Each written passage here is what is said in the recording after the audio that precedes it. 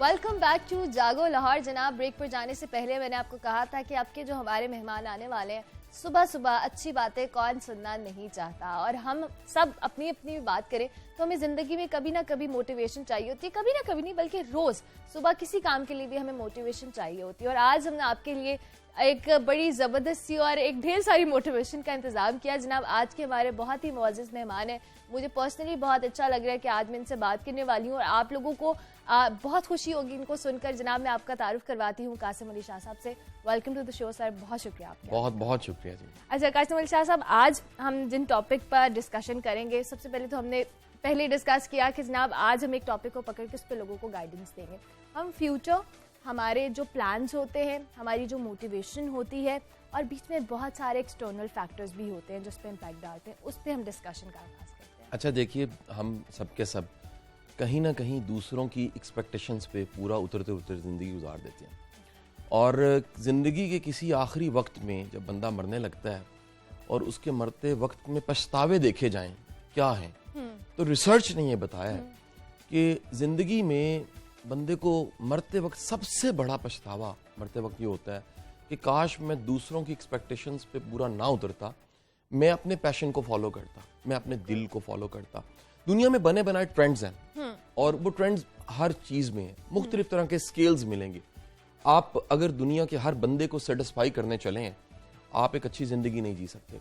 आपको कहीं ना कहीं अपना स्केल डिफाइन करना पड़ेगा, कहीं ना कहीं एक यॉर्डस्टिक डिफाइन करनी पड़ेगी, कहीं ना कहीं आपको तय करना पड़ेगा कि आपने अपने अंदर के रंज को सेटिस्फाई करना है, अपने दिल को राजी करना है, अपने रब को राजी करना है। सो ये सारी दुनिया ये एक्सपेक्टेशंस बनाती है। मेरा बच्चा लाइक होना चाहिए, मेरा बच्चा डॉक्टर बनना चाहिए, मेरी बच्ची की ऐसी शादी होनी चाहिए, मेरे बच्चे का फ्यूचर ऐसा होना चाहिए, मेरे बच्चे को बाहर सेटल हो जाना चाहिए। ये सब के सब कहीं ना कहीं आप कुछ भी कर रहे हो तो ये आपको एक्सपेक्टेशंस देंगे और ये एक्सपेक्टेशंस कहीं ना कहीं खौफ की शक्ल धार लेती हैं। ये कहीं ना कहीं एक खदशे पैदा करती हैं। ये कहीं ना कहीं कटहरों में खड़े होने की आदत देती हैं कि मैं जवाब दूं अपने बाप को भी, समाज को भी, माशरे को भी, दुनिया को भी। और हर सिनेरियो में कहीं ना मैं कहती हूँ आप किसी फील्ड में ले लीजिए, आपने जो पहना है, आप जरा आज अपनी पिक्चर लगा के सोशल मीडिया पे कहिए कि मैंने जो पहना है इस पे राय दीजिए। आपको इतनी इतनी खौफनाक राय मिलेंगी, इतने इतने अजीबो गरीब सिचुएशंस मिलेंगे। शुक्र अदा कीजिए कि अल्लाह ने आपको गुलामी नहीं दी कि आप हर एक को जवाब दें। आप दर दर के सामने खज्जल नहीं हो रहे, आप हर एक को आंसरेबल नहीं है। अल्लाह कहता है बंदा मुझे जवाब देगा और कहीं अपनी जात में अपने ज़मीर को जवाब दे दे कि गिल्ट ना हो उसके पास शर्मिंदगी ना हो, अपनी नजरों से गिरे ना। सो होता ये है कि जब आप इस एक्सपेक्टेशंस के साथ प्रेशर लेते हैं, अंदेशों का प्रेशर, खदशों का प्रेशर, और सबसे बढ़ के आपको इनसिक्योरिटीज मिलती हैं, तो वो फिर आपकी परफॉर्मेंस को कम कर देती हैं, आपकी कारकर्दगी कम होती है। और कहीं ना कहीं जिस तरह वो पेड़ को धीमक लगती है तो पेड़ गिर जाता है, आपकी जात को भी खौफ और खदशे की धीमक लग जाती है। बेशक। अच्छा, जैसे हम जब बात करते हैं फ्यूचर की, और जब हम, आपने भी कहा कि बहुत सारे खौफ अंदेशे हमारे दिमाग में होते हैं जब भी हम कोई चीज़ प्लान कर रहे होते हैं, लेकिन उसके साथ साथ हमें माशरे का भी खौफ है। हमें इंटरनली ये कि अगर मैंने ये काम किया, हम अपने पैशन को परस्यू नहीं करते, हम उस लगी बंदी ज़िंदगी में आ जाते हैं जो हमें हम किसी और के ख्वाबों को जीते, हम अपने ख्वाबों को नहीं जीते। अच्छा देखिए, जिंदगी अपनी है, अपने ख्वाबों को जीना चाहिए, लेकिन ढूंढना चाहिए अपने ख्वाब हैं क्या। आप किसी 50, 60, 70 साल के बंदे से पूछिए, उसने खुद से फैसले कितने किए, आपको पता लगेगा उसने एक फैसला भी खुद से नहीं किया होगा। फ्रेंड्स ने फैसले करवाए, बड़ों ने फैसले कराए। अच्छा, बड़ी दुनिया हालात के नियाग्रा फॉल में गिरी होती है। वो नियाग्रा फॉल की इतनी स्पीड होती है ना, आप अगर किसी नियाग्रा फॉल में गिरे हुए हैं, पानी के बहाव के साथ, हालात के बहाव के साथ बहते बहते कहीं पहुंचते हैं। यानी बंदा पूछता जी आप यहाँ कैसे आए, कोई है तो लतीफा बना हुआ कि जी एक बच्चा पानी में गिर गया, कश्ती से एक बाबा जी ने छलांग लगाई, बाबा जी ने उस बच्चे को बचाया, लेकर कश्ती में आए, सबने क्लैपिंग की, वाव किया, बाबा जी आप कितने बड़े इंसान हैं, आपने बच्चे को बचाया। तो बाबा जी ने रुक के कहा, मनु धक्का किने देता सी यानी मैंने तो नहीं बचाया, मुझे किसी ने धक्का दिया था और धक्के के चक्कर में बच्चा लेकर मैं आ गया। सो वो जो धक्के हैं वो कहीं ना कहीं आपको पहुंचाते हैं। ये जो दुनिया के धक्के, हालात की ठोकरें और बेबसी आपको लेकर जा रही है, इसमें सोचना चाहिए अल्लाह ने इख्तियार आपको दिया। ये दुनिया की वाहिद मखलूक है जो इन्वेंट करती है, जो क्रिएट करती है, जो रास्ता ना मिले रास्ता बना लेती है, जो कहीं ना कहीं टकरे मार के ना तलाश में है, जो कहीं ना कहीं इतनी चीजों को इजाद कर चुकी है। ये वाहिद मखलूक है जिसके हाथ में अल्लाह ने उसकी तकदीर दी है, उसकी कोशिश से, तदब्बुर से, तफक्कुर से, सोचने से, स्ट्रगल करने से, स्ट्राइव करने से, बार बार ट्राई करने से, प्रैक्टिस करने से, अपनी परफॉर्मेंस को बेहतर बनाने से। सबूत देखिए, दुनिया में कोई पोलियो के कतरे बतखों ने मिलके नहीं बनाए। दुनिया के कोई एक गैजेट, एक अच्छा सा टच फोन सारे शेर मिलके बना दे कि जनाब हमने एप्पल बना दिया। दुनिया में कोई एक अच्छी सी डबल रोटी सुबह खाने के लिए जैम लगा के हिरनों ने नहीं बनाई। दुनिया की किसी मखलूक को इन्वेंट करना नहीं मिला। जैसे जंगल चल रहे थे, दुनिया चल रही थी सारी, इंसान वाहिद था जिसको अल्लाह ने ये सारी सलाहियत दी क्रिएट करने की। ये अल्लाह की दी हुई सलाहियत है। सो जो बंदा अपनी इस क्रिएट करने की, हालात को क्रिएट करने की, डिसीजन से अपने मुस्तकबिल को बदलने की, एक लम्हे में एक फैसला करना और आने वाले सारे कल को बदल के रख देना, ये ताकत अल्लाह ने इंसान को दी है। जो इस ताकत को इस्तेमाल नहीं करता और हालात की जद में आके जिंदगी गुजारता है, फिर यकीनी बात है वो एक काबिल इंसान नहीं है। सो वो गिले करेगा, शिकवे करेगा, वो कहीं खड़े होके कहेगा जी लोग की शहर के लोग भी जालिम सन, तो शहर के लोगों पे डाल देगा, वो हालात पे डाल देगा, वो किस्मत पे डालेगा, किस्मत का रोना रोता रहेगा। मैं किस्मत का इनकारी नहीं हूँ, किस्मत की एक अपनी डोमेन है, एक सर्कल है इख्तियार का, जिसे जबरो कदर कहा गया है ना जी। कदर तो कबूल करनी पड़ती है, जबर तो कबूल करना पड़ता है। कदर की डोमेन है एक्शन की डोमेन। एक्शन की डोमेन में रहते हुए पूरा जोर लगाना आपके लिए लाजमी है। आज से ना सुनने वालों को तय करना चाहिए, जो आप कर सकते हो खुदा के लिए जरूर करो, और जो कर नहीं सकते उस पर सब्र शुक्र करो।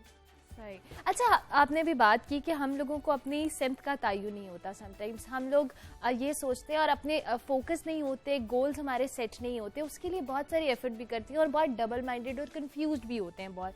गोल सेट करना, फोकस्ड होना कितना जरूरी है जिंदगी में? अच्छा, मैं ये कहूँगा कि गोल सेटिंग सेकंड है तरतीब में। अच्छा। सक्सेस की तरतीब में गोल सेटिंग दूसरे नंबर पे आती है। अच्छा। पहले नंबर पे सेल्फ डिस्कवरी आती है। यानी आप हैं क्या और आप जो हैं इसके मुताबिक अब आपको गोल क्या सेट करना है। यानी मिसाल लीजिए कि बंदा बगैर ये जाने कि मैं किस में अच्छा हूँ, हाँ। मेरे ट्रेंड्स क्या हैं, मुझे अल्लाह ने सलाहियत क्या दी है, मेरे में पोटेंशियल क्या है, मेरा टैलेंट क्या है, मुझे किन कामों को करके खुशी मिलती है, मैं किन चीजों को जानने के बाद खुशी महसूस करता हूँ, मुझे क्या सीखना अच्छा लगता है, वो क्या चीज़ है जो मेरी डिग्री की पढ़ाई में, किताबों में, यूनिवर्सिटी में शामिल नहीं है, लेकिन मैं ढूंढता रहता हूँ, मैं तलाश करता रहता हूँ। वो किस तरह के लोग हैं जिनको मिलने के बाद मुझे एनर्जी मिलती है, वो किस तरह के लोग हैं जिनको मिलने के बाद मैं थोड़ा डिप्रेस फील करता हूँ, वो किस तरह के लोग हैं जो मुझे ख्वाब देखने पे मजबूर करते हैं, वो किस तरह के लोग हैं जो मुझे बताते हैं कि मुस्तकबिल अच्छा भी हो सकता है, वक्त अच्छा भी हो सकता है, वो किस तरह के लोग हैं जो मुझ में यकीन पैदा कर देते हैं कि आज को वक्त को बदला जा सकता है। याद रखिए, सबसे पहले सेल्फ डिस्कवरी आती है। ये सेल्फ डिस्कवरी ना हो तो दुनिया में कोई ईदी नहीं होता, ये सेल्फ डिस्कवरी ना हो तो दुनिया में कोई नेल्सन मंडेला नहीं होता, ये सेल्फ डिस्कवरी ना हो तो दुनिया में कोई फैज अहमद फैज नहीं होता, ये सेल्फ डिस्कवरी ना हो तो कोई मोहम्मद अली जिन्ना, इकबाल, टीपू सुल्तान, कोई बड़ा नाम दुनिया में पैदा ना होता। ये सब के सब वो लोग थे जिन्होंने खुद शनासी की। आप कमाल देखिए, इन सब की जिंदगियों को पढ़ के देखिए, ये कर कुछ और रहे थे, हाँ, ये कुछ और कर रहे थे, लेकिन इन्होंने डिस्कवर किया कि जो ये कर रहे हैं इन्होंने करना नहीं है। मुझे वाकया याद आता है कि अहमद फराज बड़े अच्छे शायर थे, तरक्की करते करते क्लैरिकल जॉब थी, ग्रेड 18 पे चले। ग्रेड 18 पे अहमद फराज चले गए तो एक महफिल में, एक शादी की पार्टी में मौजूद थे। अब फेमस शायर, जब बंदे का सिग्नेचर ऑटोग्राफ बन चुका हो, फिर जो मजा आता है क्या बताएं। अब वो ऑटोग्राफ दे रहे हैं दुनिया को, लोग तस्वीरें खींच रहे हैं। उसी महकमे का एक ब्यूरोक्रेट सेक्रेटरी 22वें ग्रेड का वहां मौजूद था। उससे रहा नहीं गया ना, एक मतलब फर्ज करो कि एक जूनियर एंकर है, एक सीनियर एंकर है, जूनियर को सारे मिल रहे हैं तो सीनियर को तकलीफ होगी। तो उसको बड़ी तकलीफ हुई कि ये मतलब क्या हो रहा है। हाँ, अभी वैसे इस टॉपिक पे हमें जाना चाहिए, जेलसी, बिल्कुल हमने भी जाना है। ये तकलीफ होनी शुरू हुई कि यार ये 18वें ग्रेड का मुलाजिम है और क्लैरिकल से तरक्की करके ऊपर आया, मैं ब्यूरोक्रेट अफसर हूँ। कहीं वो अफसर चलते चलते पास है, सिगार लगाया हुआ था, दुनिया चिमटी हुई है अहमद फराज को, और उन्होंने कहा अहमद फराज आपका ग्रेड कौन सा है? अहमद फराज ने ऑटोग्राफ देते देते कहा हजरत मेरा ग्रेड 18 है। उसने कहा जी मेरा ग्रेड, कश लेके कहा मेरा 22 है। तो अहमद फराज ने साइन मुकम्मल की और एक बात कही कि हजरत मेरा ग्रेड तो 18 है, लेकिन मुझे अहमद फराज भी कहते हैं। मेरी शनाख्त में अहमद फराज शामिल है। जबरदस्त। जनाबे वाला, आप अफसर हैं, आप ग्रेड 17 पे हैं, 22 पे हैं, सियासतदान हैं, MP हैं, मैंने कुछ भी हैं। हजरत बंदे कितने बड़े हैं, अगर आपका जात का कद बड़ा नहीं है ना, तो आप असल में बोने हैं। याद रखें, जो सीट के साथ बड़ा होता है ना, जो किसी ओहदे के साथ बड़ा होता है, जो चिपक के लिपक के बड़ा होता है बसों के पीछे लटक के कि मेरी भी स्पीड बड़ी तेज है, वो बड़ा नहीं होता। बड़ा वो होता है जो किरदार में बड़ा होता है, जो सोच में बड़ा होता है, जो नजरिए में बड़ा होता है, जो कंट्रीब्यूशन में बड़ा होता है, जो ये सोचता है कि मेरी दुनिया में आने से फर्क पड़ना चाहिए, मैं जाऊंगा तो दुनिया पे फर्क पड़ेगा। जो दुनिया के नक्शे पे, मैं बच्चों को असाइनमेंट देता हूँ यूनिवर्सिटियों में, कॉलेजेस में जाके, आप सबके सब भी इस असाइनमेंट को करके देखिए। जो आपकी फील्ड है ना, उस फील्ड को कभी यूट्यूब करके देखिए। मसलन मेरी फील्ड है, मैं ट्रेनर हूं, मोटिवेशनल स्पीकर हूं। आप सर्च कीजिए कि यूट्यूब पे आप लिखें top motivational speakers of Pakistan. अगर आप अपनी फील्ड में टॉप 10 पे नहीं, अपने मुल्क में, दुनिया के नक्शे पे पाकिस्तान के नक्शे पे आप नहीं दिख रहे, आपको जीने का हक नहीं है। आप कहां खड़े हैं फिर?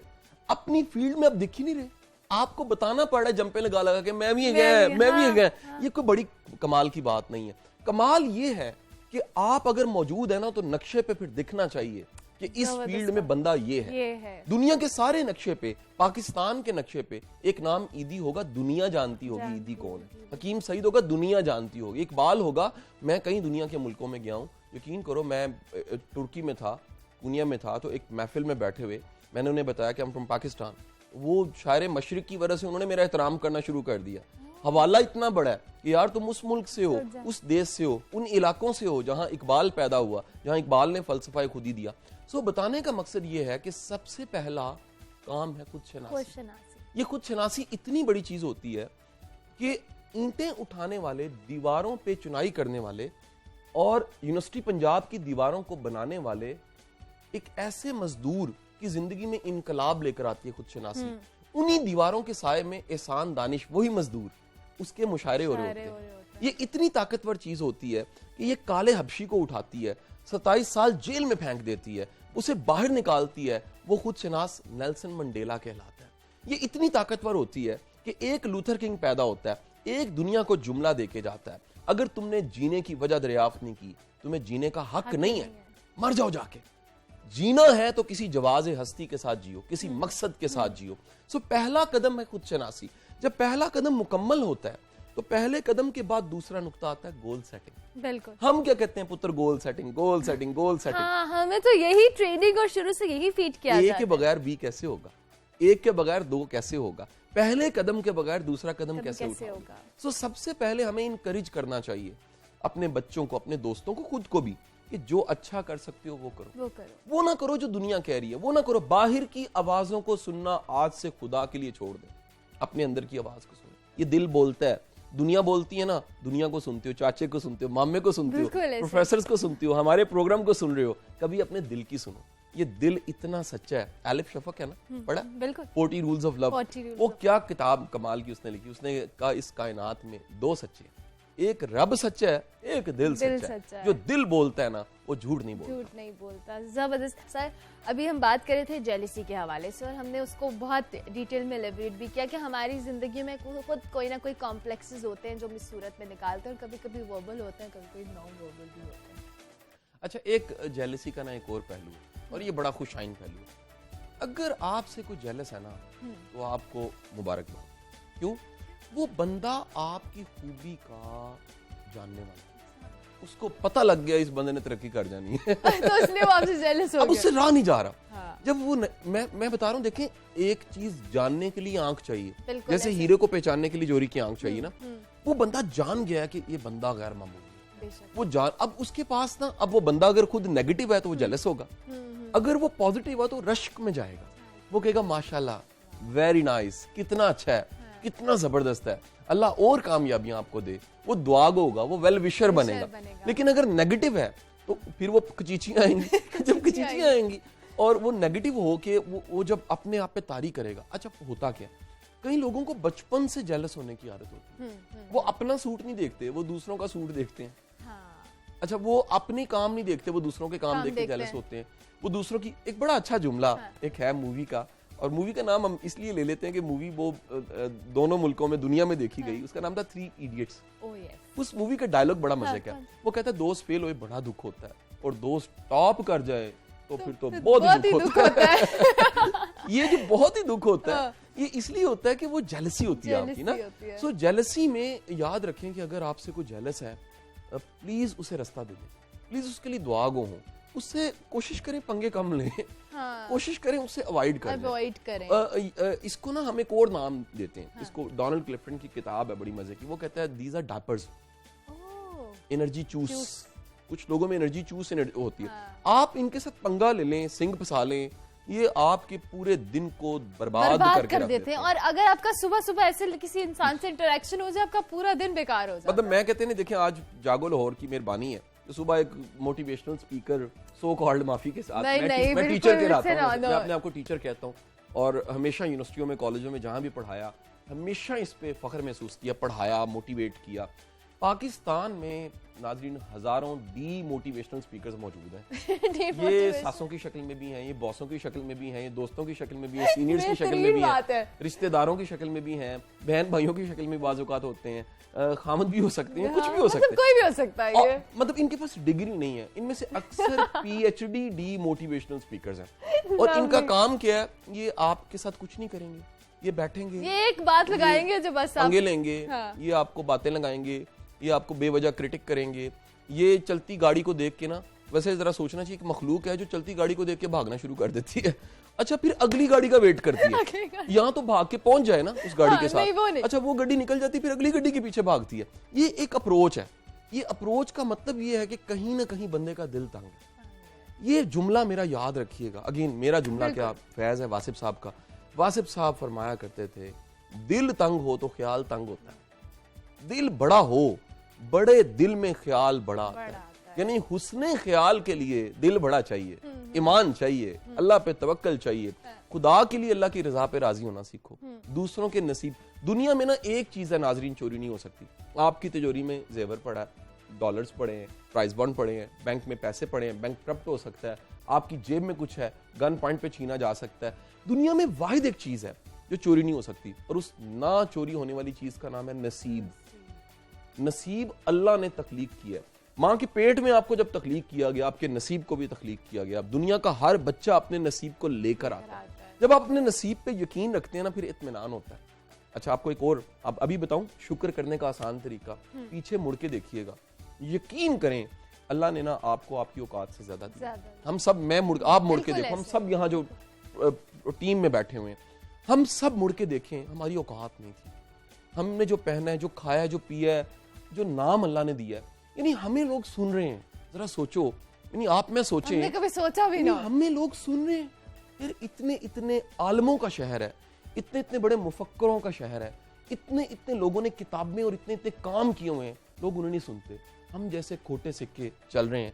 ये जो खोटे सिक्के चलते हैं, ये अल्लाह के करम से चलते हैं, और जो अल्लाह के करम पे यकीन रखता है वो फिर शुक्र अल्हम्दुलिल्लाह करता है। हमें शुक्र करना चाहिए कि या बारी ताला। मैंने एक बंदे से पूछा, मैं कहा जी 40 साल पहले तुसी ईमानदारी नाल दसो ताड़ी विश की सी? उन्होंने कहा जी एक यामा दी मोटरसाइकिल ते एक 5 बंदे दा घर। मैं कहा जी हुण कित्थे रहिंदे पियो? कहंदा कनाल दा घर है, 3 गड्डियां ने। मैं कहा हजरत दा मतलब है वे अल्लाह ने तानू ताड़ी औकात दे हिसाब नाल नहीं दिता, अल्लाह ने अपनी शान को देख के दिया है। ये मेरी शान है, रब की शान है कि वो नवाजता है। खुदा के बंदो जो मिला है उस पर राजी हो, जो थोड़ा मिला उस पर भी राजी। लगता थोड़ा, होता थोड़ा नहीं है, होता थोड़ा नहीं है। मेरी जिंदगी का फलसफा है कि वो मोमेंट जो आपको अच्छा नहीं लग रहा होता, किसी और मोमेंट पे पता लगता है बड़ा अच्छा मोमेंट था, बड़ा अच्छा मोमेंट था। एक कहानी बनी हुई है ना, वो दुनिया में जितनी कहानी है ना, उनके पीछे मैसेज होता है।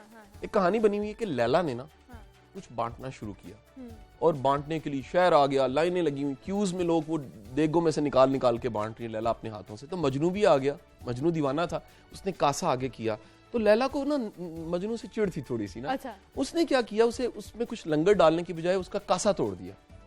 तोड़ा, वो टूटा। मजनू खुश धुमाले डाल रहा है। सब ने मिलके कहा यार तू कितना अजीब बंदा है, तेरा कासा तोड़ दिया, तू खुश है? कहता है और किसी दा तोड़या? वाह, सिर्फ मेरा तोड़या। याद रखें, जो मुनफरिद हो रहा होता है ना आपके साथ, वो अल्लाह का करम होता है। जो हटके हो रहा होता है ना, वो अल्लाह का करम होता है। अगर आपको अपने रब के साथ ताल्लुक एक्सेप्शनल फील नहीं होता, आप शुक्र नहीं अदा कर सकते। तो जी गड्डी तो सबको लगी है जी, एमए तो सब ने कर लिया जी, अम्मी अबू तो सब दे होंगे ने जी, रोटी तो सब ने खा दी है जी, कपड़े तो सब ने पाए ने। जो सबको ये साथ लग रहा होता है ना, उस पर शुक्र नहीं होता। जब आपको लगता है ना यार कितना करम है, मेरे अल्लाह का कितना करम है कि उसने मुझे ईमान दिया, उसने मुझे तवक्कल दिया है, उसने मुझे आसानियां दी हैं, उसने मुझे अपना बंदा बनाया है, अपने दर का सवाली रखा है। मैं मतलब दर दर पे जाके मैं ख्वार नहीं होता, मैं किसी से इम्प्रेस नहीं होता। कितनी बड़ी बात है। मतलब मैं नाम नहीं लेना चाहता, बड़े बड़े वक्त के बादशाहों के पास जाने का मौका मिला। रियली उन्होंने जाते हुए कहा कोई काम दसो, काम ही कोई नहीं सी। रियली कहते ने काम, मैं कहा काम तो कोई नहीं है।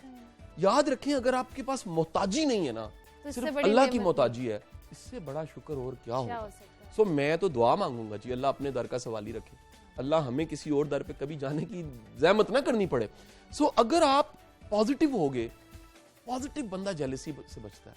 ये लोग कहते हैं नजर से बचने का हल बताएं, तो हमारे प्रोग्रामों में कहीं दम करने वाले बाबे भी आ जाते हैं। सिंपल आपको रूल बता रहा हूँ, पॉजिटिव इंसान बने। अगर आप मुस्बत इंसान है, नेगेटिविटी का असर नहीं होगा। अगर आप दुआगो इंसान है, नेगेटिविटी का असर नहीं होगा। शुक्रगुजार इंसान है, किसी की बुरी नजर का असर नहीं होगा। अगर आप अच्छा चाहते हैं, आपकी शुआएं अच्छी हैं, आपका ओरा अच्छा है, आपके गिर्द जो मैग्नेटिक फील्ड है वो अच्छी है, तो फिर किसी का मनफी रवैया, मनफी बात, मनफी जुमला आप पे असरअंदाज नहीं है। Lovely, thank you very much. बहुत शुक्रिया शाह साहब आपके आने का। हमें लिटरली सुबह सुबह इतनी अच्छी बातें सुनने को मिली और मेरी कोशिश होगी कि हम ऑन एंड ऑफ शाह साहब से टाइम लेते रहे और ये यहाँ पे हाजिरी देते रहे। बहुत शुक्रिया sir, thank you very much. जनाब हम ब्रेक लेंगे, ब्रेक के बाद हाजिर होंगे, डिस्कशन मजीद भी मेहमानों के साथ कंटिन्यू करेंगे। आप देखते रहिए जागो लाहौर।